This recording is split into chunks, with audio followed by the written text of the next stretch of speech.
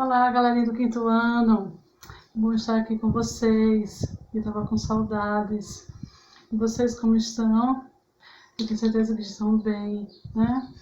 Então vamos lá, meus amores. A tia está aqui hoje para mais uma aula de história. Vamos lá junto com a tia. Começando aí a correção. Ficha de atividades aí nas páginas 121 e 122. Vamos lá? Então, olha só. Começando aí sobre os patrimônios nacionais. Na primeira questão, sobre a história do patrimônio brasileiro, marque com um X as alternativas corretas. Então, olha aí, já existia patrimônio nacional no Brasil antes da chegada dos portugueses? E aí? Não, né? Já foi após. Os portugueses foram os primeiros a viver em território brasileiro? Não, né? Já tinham os nativos, os indígenas, né? Próxima. A cultura dos indígenas não era considerada patrimônio pelos portugueses nos anos de 1600. Sim, isso é verdade. Para os portugueses no Brasil, as igrejas eram parte do patrimônio de sua comunidade. Verdadeiro. Então você vai estar marcando aí as duas últimas, né? Aí na segunda questão, pede para encontrar aí as palavras destacadas, encontrar aí no caça-palavras, né? Que vão estar tanto na horizontal como na vertical. Vejam só. Aqui, tesouro, né? Aqui, múmia, aqui, Egito, já na vertical, né? E aqui, moedas, também na vertical. Então, vejam, duas aqui na horizontal, né? E duas aqui na vertical. Dessa forma. Aí vamos à terceira questão. Em 1937, foi criado o Serviço de Patrimônio Histórico e Artístico Nacional. Qual era a função desse órgão do governo? Então, a função era pesquisar, definir e preservar os bens que faziam parte do patrimônio histórico nacional. Então, eles faziam essa era a grande função deles, né? Preservar, cuidar, né? Ali do patrimônio histórico nacional. Na quarta questão, qual é a vantagem de um patrimônio ser tombado? Então, quando o patrimônio é tombado, ele não pode ser modificado, nem destruído ou estragado. Ele continua sempre da mesma maneira, né? Aí, quinta questão. Quinta questão foi pessoal, ou seja, para você criar e representar com um desenho, né, no espaço a seguir, um patrimônio brasileiro que você acredite que deveria ser tombado. Lembre-se de explicar a importância desse bem para a sua comunidade.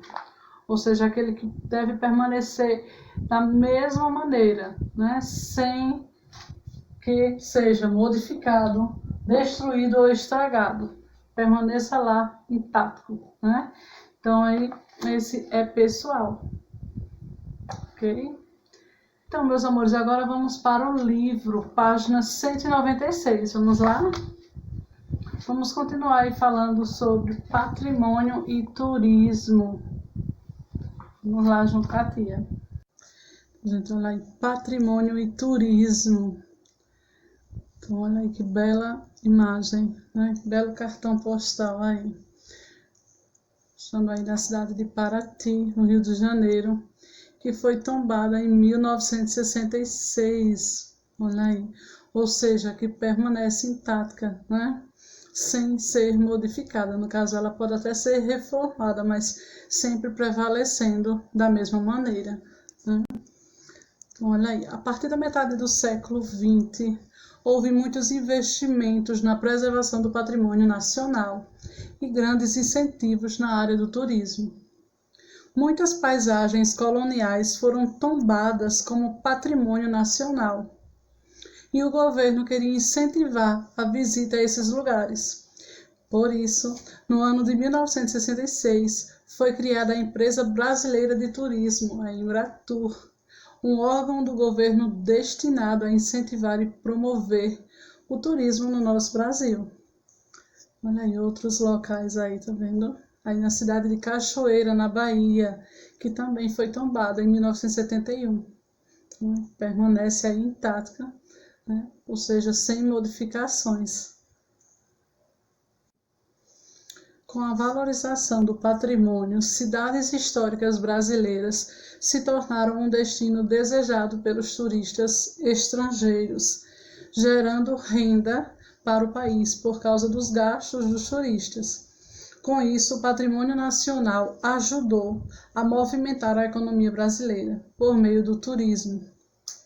O turismo pode ser desenvolvido em conjunto com a preservação da memória do país, contanto que haja a colaboração de todos. Ao visitar um ponto turístico, não devemos riscar as paredes, arrancar plantas ou jogar lixo no chão. Afinal, o patrimônio pertence a toda a nação. Olha aí, no caso, mostrando como se estivesse fazendo um passeio, né? Verificando aí os patrimônios históricos.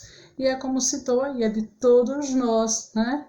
Ou seja, é ali algo que vai servir para gerações, né? Então devemos preservar, né? E o patrimônio tombado, né? Recordando aí, é aquele que permanece idêntico sempre, né? Ele pode até reformar, tá ali, né, ajustando, mas sempre permanecendo como foi de início, né? Sempre da mesma forma. Aí na Constituição de 1988, nossa Constituição Cidadã, né? O patrimônio cultural imaterial também foi valorizado, ou seja, as práticas, os hábitos alimentares e as danças tradicionais do Brasil receberam destaque na cultura nacional. Apesar de sermos uma só nação, a população brasileira é formada pela influência de vários povos, várias culturas e tradições diferentes. É isso que faz a grande diversidade no nosso Brasil, né, gente? Olha aí, mostrando algumas danças, né? Aí, no caso, o frevo, né? E aí também o modo de fazer a viola de coxo foi registrado como patrimônio em 2005, né? É aí um instrumento. Aqui, gente, eu vou estar passando para vocês, de olho no local, tá? Para vocês pesquisarem um festejo ou uma manifestação cultural que você considere importante na sua cidade. Registre o resultado de sua pesquisa a seguir. Então, você vai estar colocando aí um festejo aí da nossa cidade de Arapiraca, certo? E aqui no Mão na Massa também, vocês vão estar respondendo. E na página seguinte, né, que aí é a 198, que retrata aí sobre o patrimônio histórico. Então, vai para casa, 197, e na sequência, a 198, certo? E é isso, meus amores, a nossa aula de hoje fica por aqui. Um grande beijo para vocês e até a nossa próxima aula.